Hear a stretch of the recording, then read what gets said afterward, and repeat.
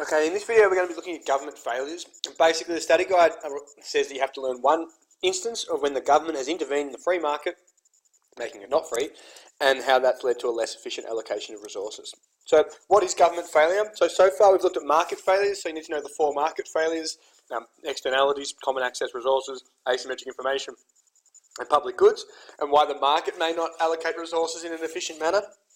But you also need to be aware of instances where the government has intervened, and that has made the efficiency and resource allocation less efficient. So government failure is a situation where the government intervention fails to improve the allocation of resources, or actually makes the allocation of resources less efficient compared to what the free market would have. Make sure you've got a clear definition of that. Government intervenes and it leads to a less efficient allocation of resources than the free market. Government failure can arise because the government should never have been involved in the action in the first place, and their actions have distorted the price mechanism in a way that's led to less satisfaction for society. So basically they've intervened and tried to create more benefits for society, and that was always their intention, but the costs have outweighed the benefits. So the external costs and benefits are often hard to measure. This can result in them setting prices too high or too low when they're trying to work out, the negative externality associated with something.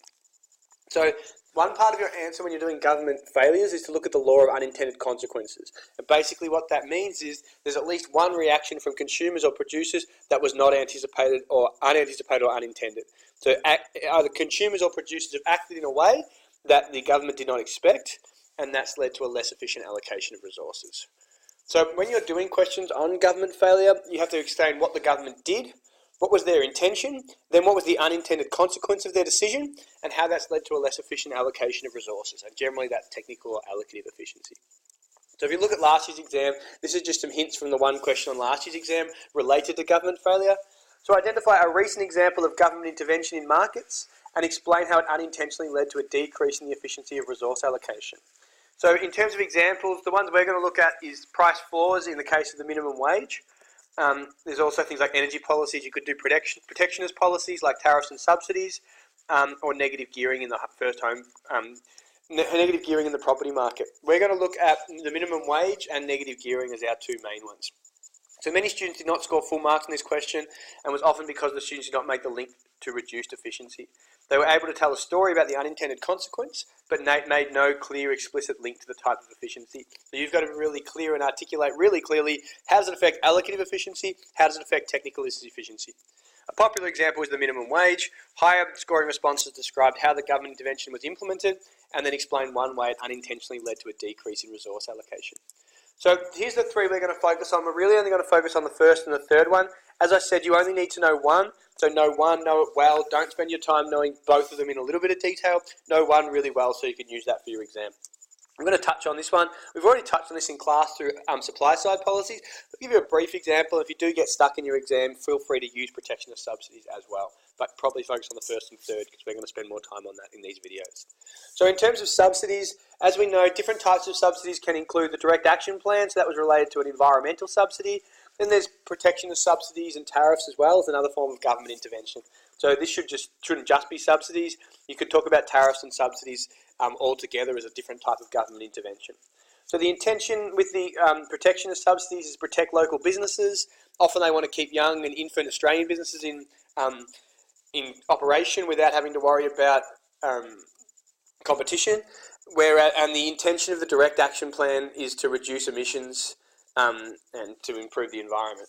So in terms of the unintended consequences of those decisions, you've got two different policies: direct action and protectionist subsidies. So in terms of the direct action plan, and we talked about this a bit in class, that's those reverse auctions that took place to try and reduce the amount of emissions in society. So you'd get a subsidy if you invested in cost or emission-saving technology, or like hybrid cars, or planting trees and stuff like that.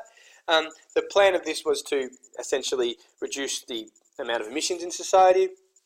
In terms of why they were unintended, basically they didn't really know that the subsidies were, I suppose firms would have invested even if the subsidies weren't there, so they didn't know how much the subsidies actually helped. A lot of the initiatives that firms were employing, they would have done anyway, and the subsidies sort of don't know if they were effective. In terms of, look, if you're going to do subsidies as an example, I would be talking about protectionist subsidies. So if you choose protectionist subsidies, you need to explain what the idea of them was, articulate that they wanted to protect local businesses, particularly young, emerging businesses, from the threat of imports, but then you need to link it to why it hurts efficiency. So you can link it to all three types of efficiency: technical, allocative, or dynamic.